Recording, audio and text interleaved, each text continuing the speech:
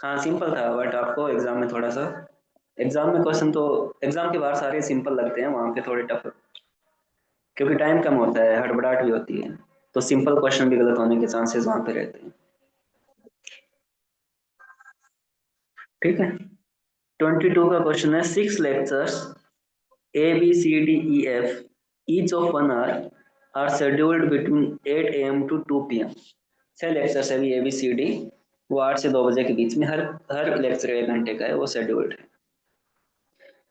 पहले स्टेटमेंट देखते हैं, lecture F is preceded by A and followed by C. F को फॉलो कौन करता है, सी, प्रीसीड कौन करता है, A. Lecture F is preceded by A and followed by C. ठीक है, ये कंडीशन गिवन है कि पहले लेक्चर ए होता है, फिर एफ होता है, फिर एफ को फॉलो करता है C. There is no lecture after B, last कौन सा होगा, बी। ये स्टेटमेंट टू से पता लगा है कि बी लास्ट है, क्योंकि इसके बाद कोई लेक्चर नहीं है, ये मुझे पता लग गया पहले स्टेटमेंट से कि ए एफ सी इस ऑर्डर में आते हैं। अब अभी मेरे पास किसका नहीं पता मुझे, डी और ई का, उन दोनों का नहीं पता वो कहाँ पे आएंगे। यहाँ पे आता है, दोनों यहाँ आएंगे, एक यहाँ आएगा, जो भी होगा। क्वेश्चन क्या है कि which lecture is in the third period, third period में कौन सा लेक्चर है। तो बहुत सारी कंडीशन बनती है, अगर ऐसे हो तो D E A F C B, यानी ये तीनों एक साथ आएंगे, बी लास्ट आएगा, इतना मुझे गिवन है। ऐसा भी हो सकता है ए एफ सी डी ई यहाँ आए और फिर बी आए, ऐसा भी हो सकता है डी ऊपर आ जाए, ए बी सी ए एफ सी आ जाए तीनों, और फिर ई आए और फिर बी आए, या फिर ई ऊपर आ जाए, यहाँ पे डी आ जाए, यहाँ ई आ जाए, यहाँ डी आए, यहाँ पे ई आए और डी की, मतलब बहुत सारी पॉसिबिलिटी बनती है ना। मतलब आप सर्टेनली नहीं कह सकते कौन सा थर्ड लेक्चर है, इसके हिसाब से थर्ड ए हो सकता है, इसके हिसाब से सी हो सकता है, इसके हिसाब से एफ हो सकता है, काफी पॉसिबिलिटीज बनती है कि डी और ई कहाँ पे आते हैं, उसके हिसाब से क्वेश्चन का पूरा फॉर्मेट चेंज होता है। और डी और ई के बारे में दोनों स्टेटमेंट में कोई इन्फॉर्मेशन गिवन नहीं है। तो इस क्वेश्चन का क्या आंसर होना चाहिए आपके हिसाब से।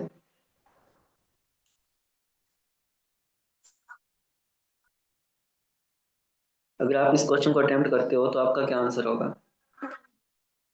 क्वेश्चन ये है, which lecture is in the last third period, option. है। इन लास्ट चारों में से ऑप्शन। आपका last option, both statements are not sufficient to answer the question. दोनों स्टेटमेंट से मेरे पास उतनी इन्फॉर्मेशन नहीं आई कि मैं क्वेश्चन का आंसर दे पाऊँ। इसका मतलब both statements are insufficient to answer the question, not sufficient to answer the question. क्योंकि मैं वो फिक्स ऑर्डर नहीं बता पा रहा कि थर्ड लेक्चर कौन सा होगा, तो मेरे पास जो दोनों स्टेटमेंट्स हैं उनसे गिवन इन्फॉर्मेशन बहुत कम है। एक तो इतनी इन्फॉर्मेशन है कि है मेरे पास डी और ए की कोई इन्फॉर्मेशन नहीं है, इसलिए मैं ये नहीं बता पा रहा सर्टेनली कि थर्ड लेक्चर कौन सा होगा। अगर मैं डी और ए को यहाँ लेता हूँ तो मेरा थर्ड लेक्चर ए हो जाता है, ये वाली पॉसिबिलिटी लेता हूँ तो थर्ड मेरा सी हो जाता है, ये वाली लेता हूँ तो थर्ड मेरा एफ हो जाता है, यानी थर्ड लेक्चर डी और ए की पोजीशन के अकॉर्डिंग चेंज होता जाता है। तो जब तक आप सर्टेनली कोई भी आंसर ना बता पाओ, जैसे पिछले क्वेश्चन में हमने फिक्स बता दिया कि सीमा की पोजीशन ऊपर से 6 होगी, बट यहाँ पे नहीं बता पा रहे, इसका मतलब दोनों स्टेटमेंट सफिशिएंट नहीं है क्वेश्चन के आंसर के लिए। ठीक है, ठीक। अगला क्वेश्चन देखो, ये भी 22 में आया हुआ है। क्वेश्चन क्या है, 3 persons A, B and C are standing in a queue, not necessarily in the same order। A B C तीनों एक क्यू में खड़े हैं, क्यू का मतलब होगा कि तीनों ने फिर एक ही साइड में मुंह कर रखा होगा ना। मान लो, ऐसे मान लो कि नॉर्थ की साइड में सबने अपना फेस कर रखा है,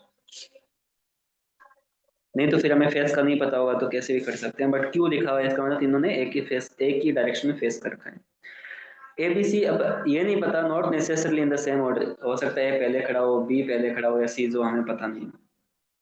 बट क्या इंफॉर्मेशन है, there are 4 persons between A and B.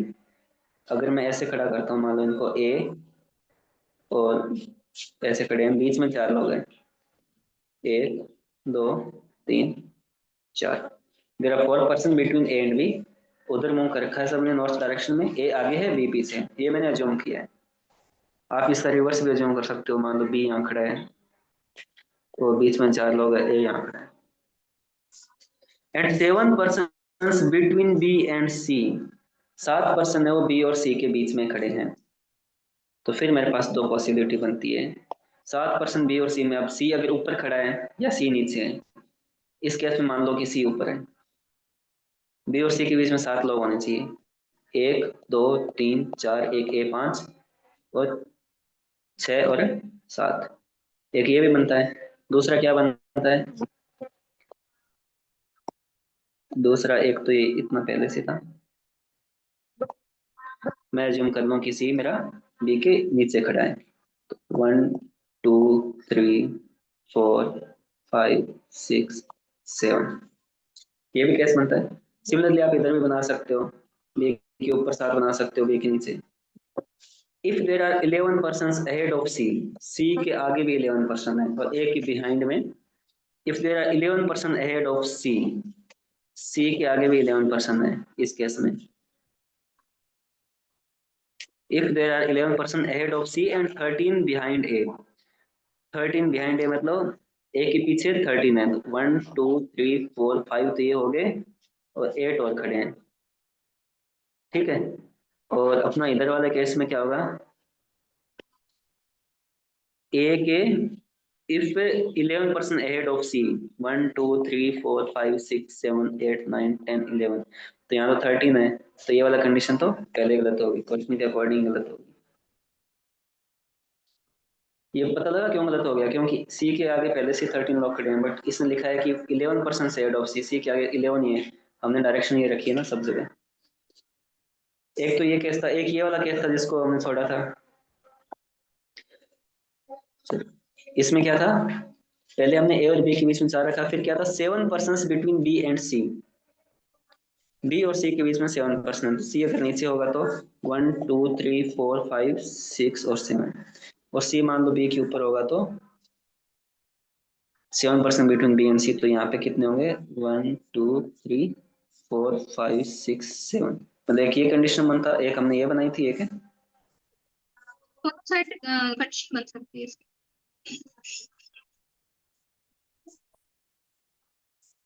ठीक है। मतलब या तो अब क्या क्वेश्चन आ गए, if there are 11% ahead of C, C के आगे 11%, तो ये वाली नीचे वाली कंडीशन यहाँ फिर मतलब खत्म हो जाएगी, क्योंकि इसमें बहुत पर्सन आ गए, 1 2 3 4 5 6 7 8 9 10 11 ज्यादा। 13 बिहाइंड है, अगर ये वाली केस कंडीशन नहीं है, ये वाली है, तो 13 बिहाइंड है, मतलब ए के बाद में 13 है, मैं सीधा 13 लिख रहा हूँ। अब इफेक्टिवली अपने पास ये के पोजीशन बचती है, के पोजीशन बचती है। What could be the minimum number of persons, minimum कितने लोग हो सकते हैं वो हमें बताना है। तो इस केस में देखो कितने हो गए, 11 तो ये हो गए, एक सी 12, 13 14 15 16 17 18 19 20 और 8 28।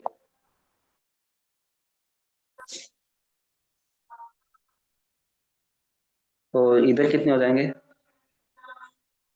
या एक कंडीशन 13 11% एड ऑफ सी, इसमें थोड़ी गलती कर दी मैंने। एक सेकंड वापस करना, ए और बी 2 पर्सन खड़े हैं, इनके बीच में 4 पर्सन है, ए एंड बी 1 2 3 4, ठीक है।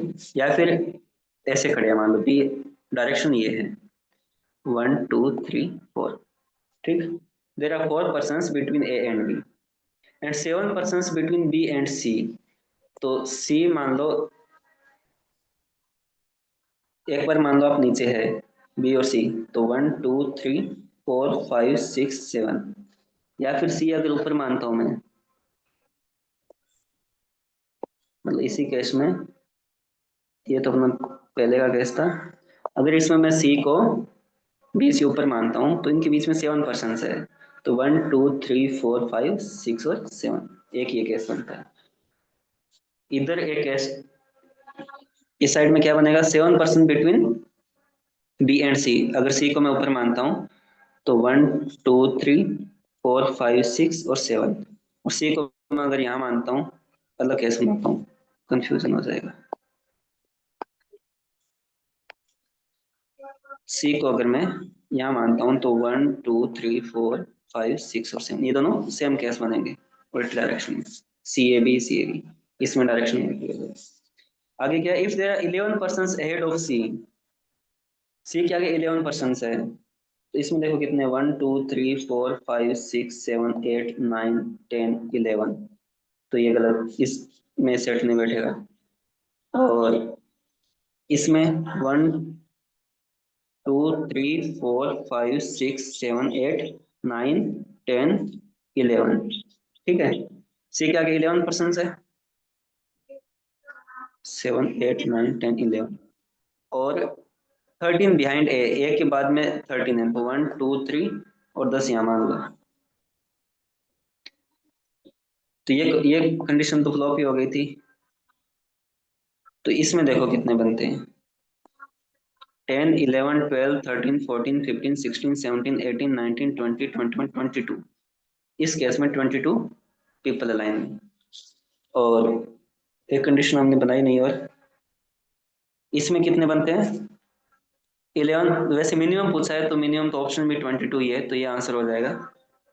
बट हमने एक केस में 28 भी निकाला था, तो वो कौन सा केस था, इफ 11 पर्सन बिहाइंड सी 3 4 5 6 7 8 9 10, ये नहीं था, 1 2 3 4 5 6 7 8, ये दोनों केस सेम बनेंगे।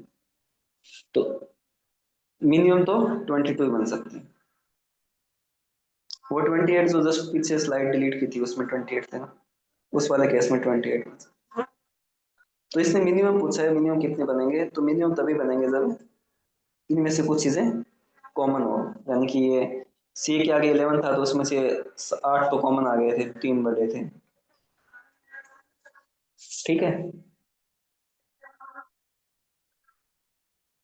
यानी इस yes, ऑर्डर में ऐसे करेंगे तो इनके बीच में टोटल जो पर्सन होंगे क्यू में वो मिनिमम होंगे 22 होंगे।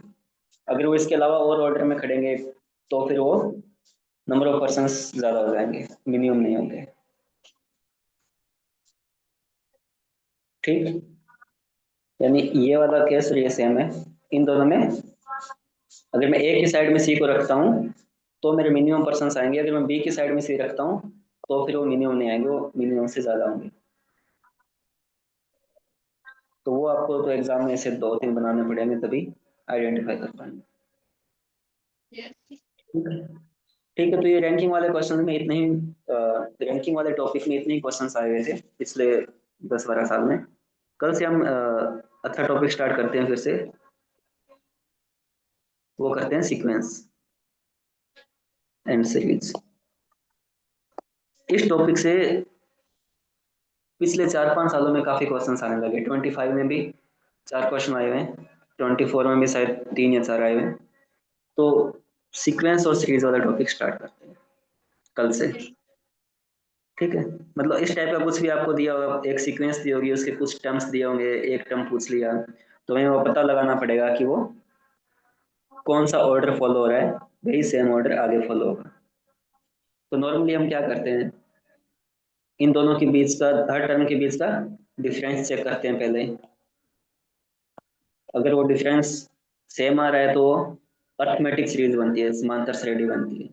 डिफरेंस अगर मल्टीप्लिकेशन में आ रहा है, मल्टीप्लाई करने पर अगला डिजिट आ रहा है, तो ज्योमेट्रिक सीरीज बनती है, ठीक है। कभी कभी नेक्स्ट टर्म क्या होता है, इसको 2 से मल्टीप्लाई करेंगे तो आएगा, इसको 3 से करेंगे, यानी वो ऑर्डर हमें आइडेंटिफाई करना है, जो गिवन नंबर्स होंगे उनसे आइडेंटिफाई करेंगे, और आगे वाला टर्म या टर्म्स हम बताएंगे। तो इस टाइप के काफी क्वेश्चंस आए हुए हैं।